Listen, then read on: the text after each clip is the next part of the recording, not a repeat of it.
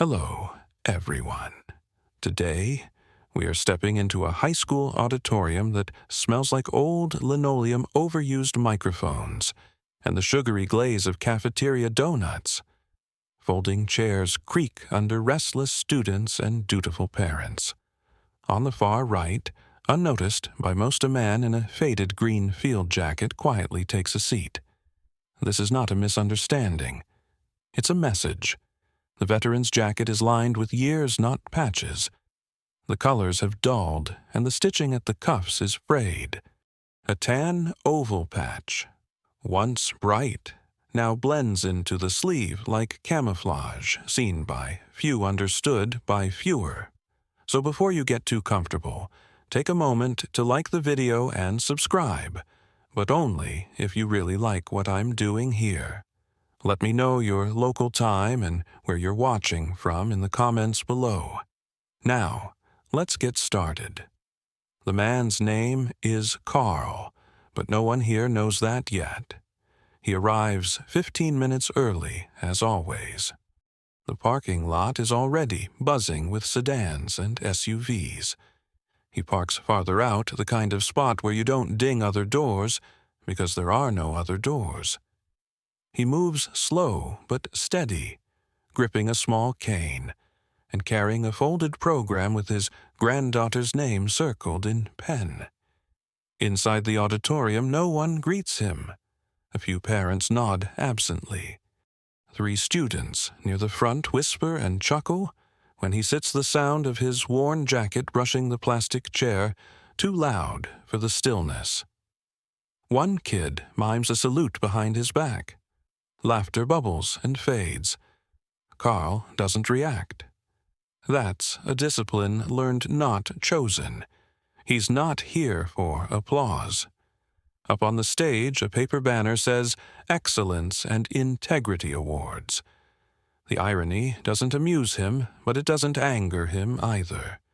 He knows time sorts these things out. Near the back of the room, a young teacher in a tight blazer adjusts her stack of certificates. She glances once at Carl, frowns, then looks away quickly, pretending to be busy. One of her colleagues leans in with a whisper and a quick snicker. They don't think he hears. He hears. Carl shifts slightly in his chair, leans his cane against his leg, and watches the crowd settle in. A group of ROTC students file in and take seats in uniform. One of them notices the patch, almost says something, but turns back toward his phone.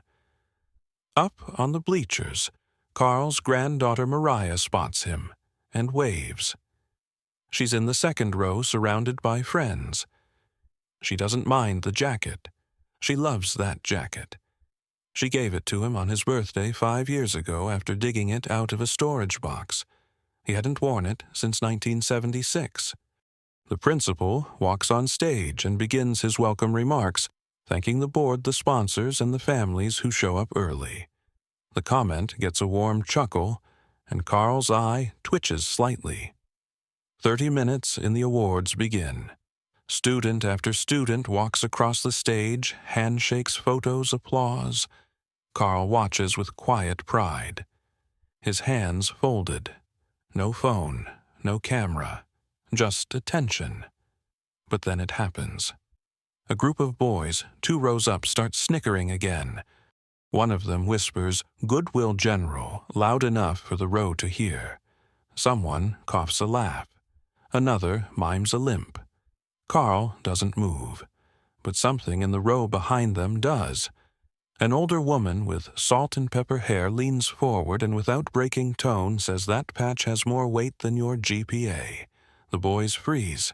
She sits back. No further comment. Carl doesn't turn around.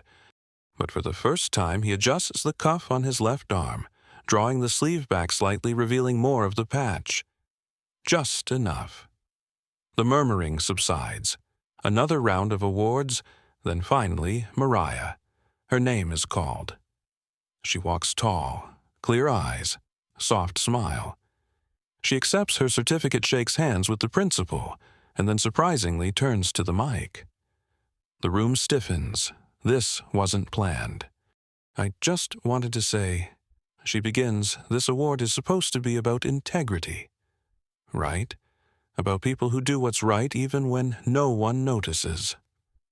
Well, someone did that a long time ago, and a lot of you are sitting here today because of it. He's sitting over there in the green jacket. Every head turns. Carl is still. The silence thickens. The principal half smiles, unsure of protocol. The mic squeaks slightly as Mariah steps away. Carl doesn't smile, but his fingers lightly press the edge of the patch. That patch that just 10 minutes ago was a punchline. And now it's the quietest thing in the room, and somehow the loudest. As the applause slowly trickles back into motion, uneven, uncertain, but growing, Carl simply nods once more to himself than to anyone else. It's not the kind of nod you return. It's the kind you witness. Backstage teachers shift awkwardly behind the curtain, whispering to one another. The principal taps the side of the podium, trying to smooth the moment forward. "Let's keep the program moving," he says with a little forced enthusiasm, but even the microphone seems reluctant. Carl doesn't notice the stiffness on stage. Or rather, he notices, but it's not what holds his attention. Mariah has returned to her seat, her friends looking at her with a new mix of admiration and discomfort. One of them mouths that was so bold. Mariah just shrugs. Meanwhile, in the staff room across the hallway set aside for snacks and coffee, a different conversation is unfolding. Two teachers lean against the folding table near a tray of lukewarm bagels. One, Mr. Hulbert, a social studies teacher with a reputation for performative patriotism, lifts his paper cup and mutters, "Not sure this is the time for off-script speeches." Miss Tran, a young English teacher with sharp eyes and softer edges, tilts her head. "You didn't recognize that patch, did you?" Halbert raises an eyebrow. "Looked old." "It is," she says, "but not just old. That's 173rd Airborne. Vietnam era. Look at the way it's stitched hand done. That's not surplus. That's original issue." Halbert frowns, searching for a response that doesn't show ignorance. Still, she put the spotlight on him like he was part of the ceremony. "He was," Tran replies simply. "He still is." Unbeknownst to them, Carl has wandered into the hallway just outside. Not eavesdropping, he just needed a break from the crowd. He leans lightly against the trophy case, pretending to read the etchings on last year's debate team plaque. The polished glass reflects their blurred images and his still posture. He hears enough. But he doesn't enter. Back in the auditorium, the awards wrap up. The final student steps off stage and the applause starts again, polite, not passionate. Parents gather their coats. Chairs scrape. The crowd moves like water spilled across tile, aimless but fast. As Carl stands up, a teenage boy stops abruptly in front of him, the same one who'd mimed the salute earlier. Carl recognizes the haircut, the hesitation. "Sir, I didn't mean anything by it," the boy blurts. Carl studies his face. No anger, no condescension. Just long enough for the boy to feel something shift inside him, like being truly seen for the first time that day. Carl nods once. "I know, that's it." He walks away. As he reaches the hallway, the ROTC instructor, a tall woman with a regulation bun and calloused palms, steps into his path. "You wore that into combat?" she asks, quietly. Not as a challenge, but as reverence. Carl nods again. She looks down. "I teach them to respect the uniform. I forgot to remind them to recognize it when it's worn." Carl replies, "Time teaches that better than drills." She steps aside, hand gently touching her collar in a reflex of respect. Back in the staff room, Tran has pulled up an old web page on her phone. Black and white photos of paratroopers, one of them unmistakably younger. but still Carl boots in red dirt rifle slung. Halberd stares blinking. He was there. Tran nods. Dak Tu. November 1967. That patch, that jacket. He wore it into a jungle. No one came out of clean. Halberd suddenly feels the heat of the coffee in his hand like it doesn't belong there. As Carl approaches the exit, the principal appears, slightly flustered smile, too quick. "Mister, I'm sorry, I didn't catch your last name. Carl's fine." "Well, Carl, thank you for being here. We, always like having family attend." Carl doesn't respond. The principal tries again. "That was a very heartfelt speech from your granddaughter. She's got a clear head," Carl says. The principal's hands fidget. "Yes, yes, of course. And if you ever want to speak to the students, we do career day in the fall. I'm retired." Carl says flat, but not unkind. The principal gives up with a smile that never really landed and steps back. Carl walks through the double doors into the late morning sun. As the glass doors swing shut behind him, they reflect the inside of the building, rows of chairs, a stage, a banner that reads Integrity. It shimmers for a moment, then disappears. He crosses the parking lot in no rush. Behind him, 2 ROTC students come jogging out. Sir one of them calls. Carl stops. "We looked up your patch," the taller one says. "That's heavy history." Carl offers the faintest smile. "It's just cloth." "No, sir." The other replies. "It's memory." They stand there uncertain of protocol. Carl breaks it for them with a quiet, "Take care of each other." As he turns back to his car, the younger of the two says to the other, "That jacket's seen more than most textbooks."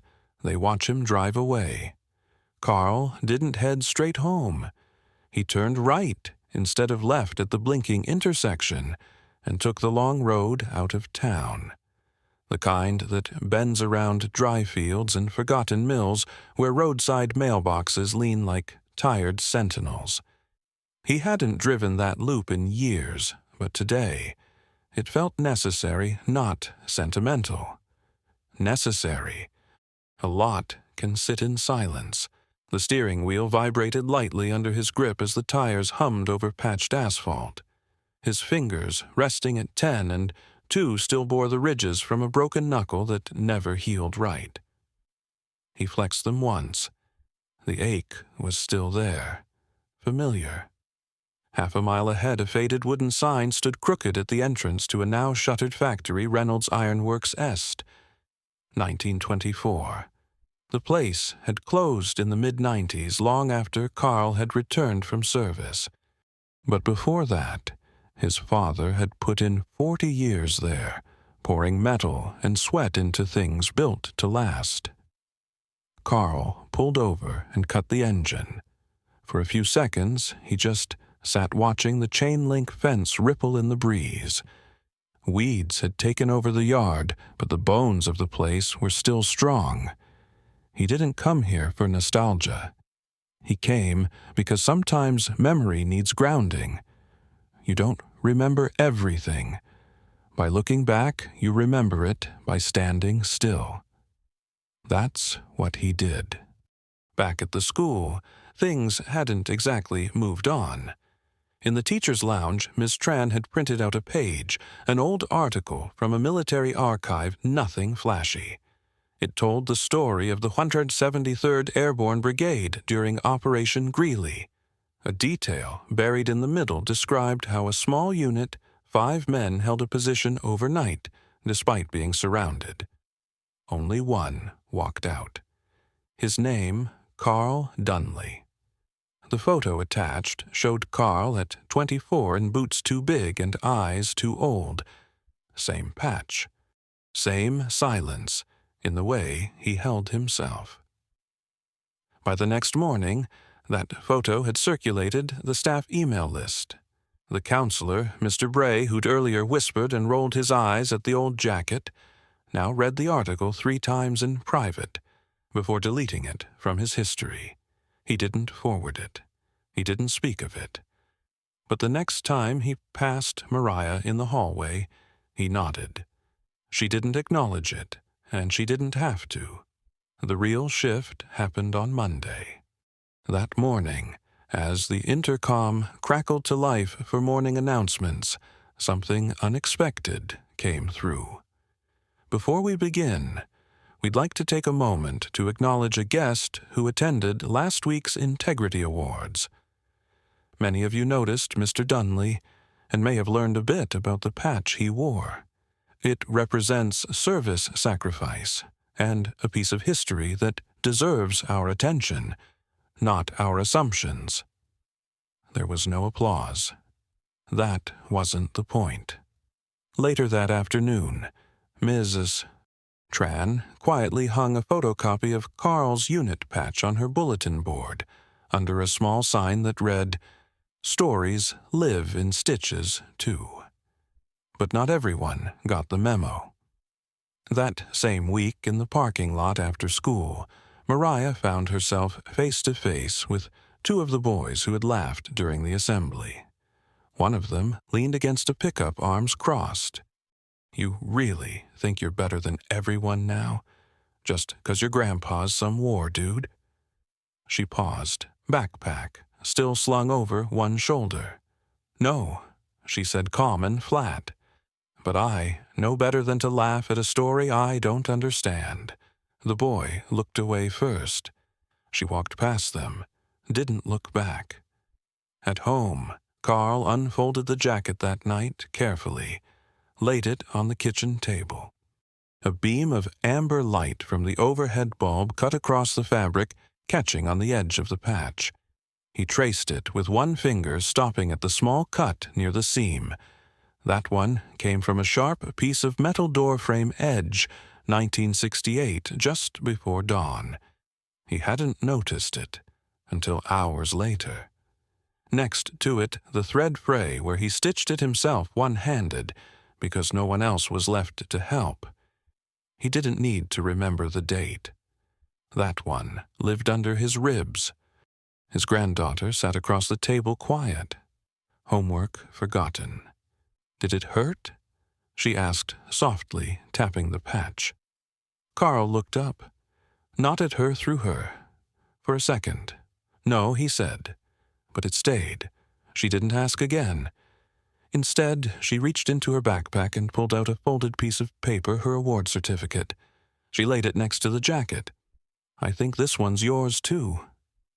Carl didn't argue, just stared at them. Both won earned through decades, won through days, and realized they shared a thread neither of them could see. Later that night, Mariah took a photo of the jacket with the patch and the certificate beside it. She didn't post it. She printed it, taped it inside her locker. A reminder. Not for pride, for context. The following Friday, the school hosted its monthly community night. Usually a modest affair. Some tables of baked goods, student art displays a slideshow of local history projects looping on the gymnasium screen. Not the sort of thing people remembered past the weekend. This time, things were different. Carl hadn't planned to attend. He wasn't one for open houses or potlucks. But Mariah had asked gently, and not because she needed him there. She wanted him there. That mattered. So he wore the same jacket. He didn't wear it to make a point. He wore it because it was his. Because it didn't need explanation anymore. The gym was already buzzing when they arrived. Parents milled about near science fair posters. Teachers stood with arms folded behind trifold displays. The room smelled like popcorn and printer ink. Carl moved slowly, letting Mariah drift toward her friends while he gravitated to the edges. He nodded to a custodian he recognized from years ago. Small-town memory is sticky like that. Across the gym, something caught his eye.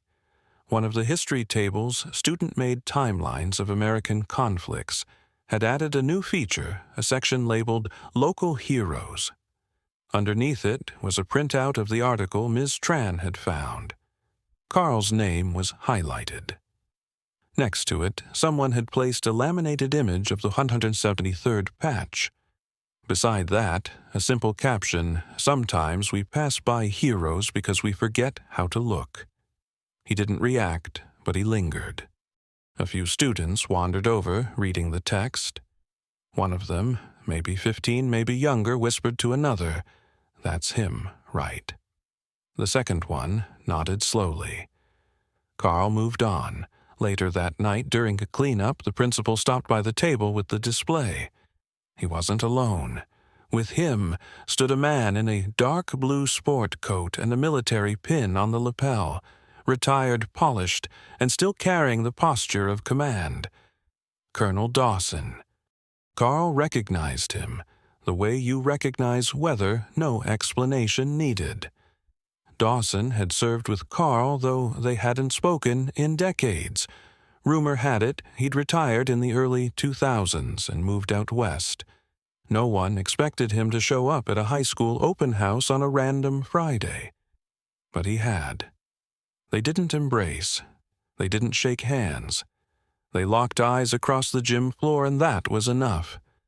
Dawson approached with slow, measured steps.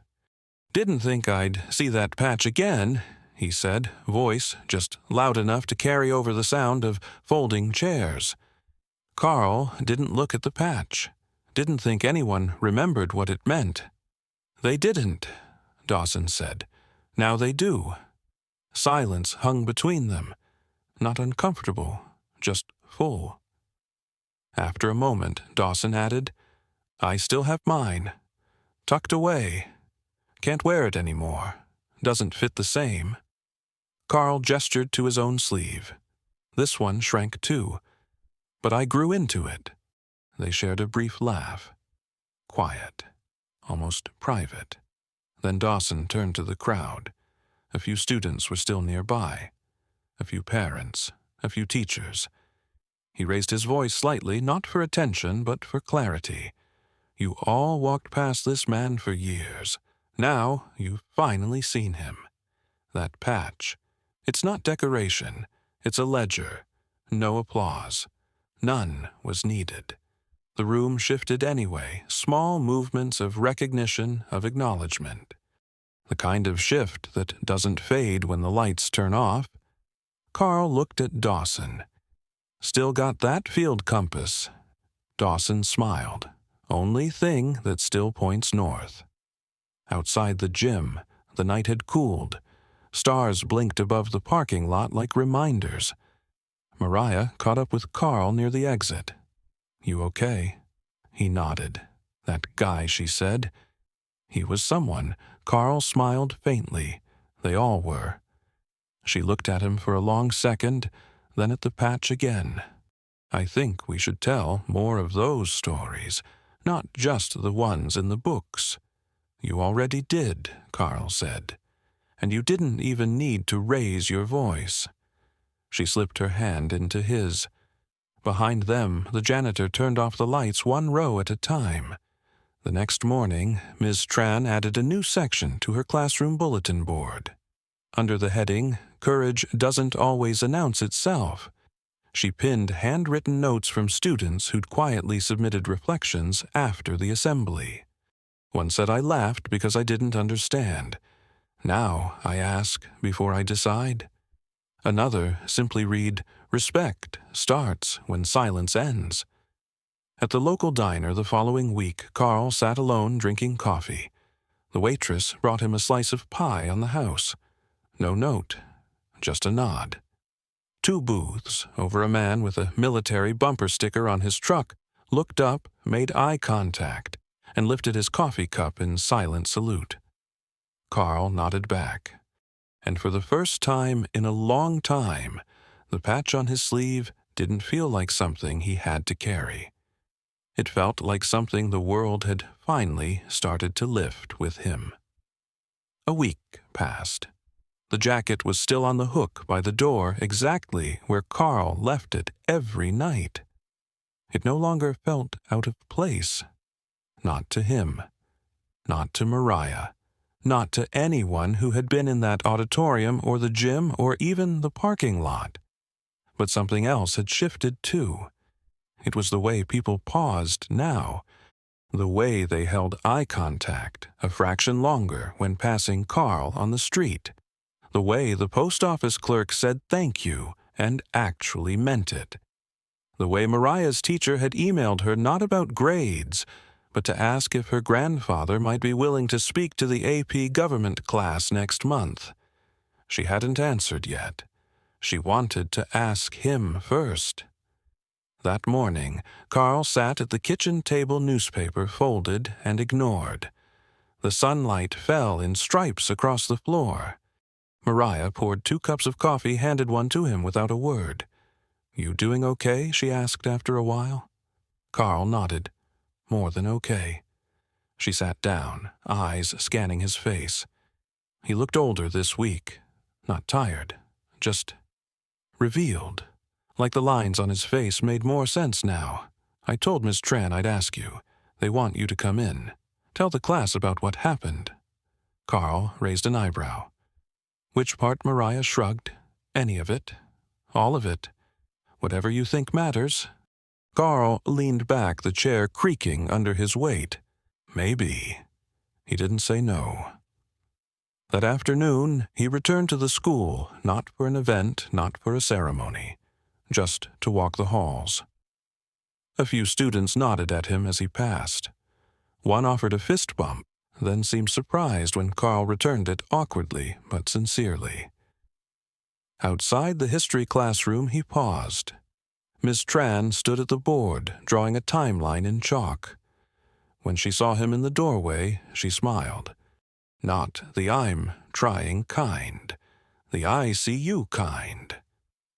He stepped inside. The students quieted fast. No announcement had been made. He wasn't expected. He just arrived. Miss Tran gestured to the chair beside her desk. "You're always welcome." Carl didn't sit. He looked around at the rows of faces, some eager, some skeptical, some distracted, and then focused on a single image taped beside the whiteboard, his patch printed out and laminated, hanging next to a quote that read, "Sometimes courage wears silence like armor." Carl took a breath, then spoke, his voice low but firm. "I'm not here to give you a war story. I'm here because I was once young and thought I understood the world. And then I was wrong." A pause. "Not every lesson gets a headline. Some of them just stay with you, in your spine, in your lungs, in your silence." No one spoke. He pointed at the patch. "This didn't mean anything to most of you. That's fine. I didn't wear it so it would. I wore it because I earned it, and because some of the people I wore it with never got to grow old enough to be mistaken for invisible." A few students looked down, not out of shame, out of understanding. "I'm not here to be honored," Carl said, "but I'll take being seen." And with that, he nodded once and stepped back into the hallway. Outside, a breeze picked up. Leaves scattered across the sidewalk.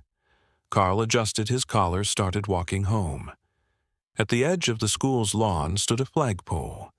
The rope clanged gently against the metal in the wind. Carl paused, then raised his hand, not in salute, not exactly, just enough. Behind him, the front doors opened. Mariah stepped out holding her phone but not looking at it. "You didn't tell me you were going to talk to them," she said. "I didn't know I was going to," Carl replied. She walked beside him, matching his pace. "You think it made a difference?" she asked. Carl didn't answer right away. Then it might not have. But they'll remember something. A word. A patch. A man who didn't need to raise his voice to make a point. They crossed the street together, sunlight glinting off the cracked pavement. A car passed slowly. The driver glanced out, caught sight of Carl, and gave a small wave. This time, Carl waved back. not just because he was seen, but because he finally let himself be. The jacket still hangs by the door. It's no cleaner, no newer, no shinier than it was that first day in the auditorium, but now it holds something else, not just memory, but recognition. Not because people applauded, not because anyone made a speech, because for a moment people looked past their habits, past their assumptions, and saw what was always there. Carl never asked for a stage. He never asked for a second look. He showed up. He stayed quiet. He carried a history that didn't beg to be told, but refused to be erased. And Mariah. She didn't turn the spotlight on him. She just turned off the noise long enough for people to hear what silence sounds like when it finally speaks. The town didn't change overnight. Some people still walked by him without noticing, but enough didn't.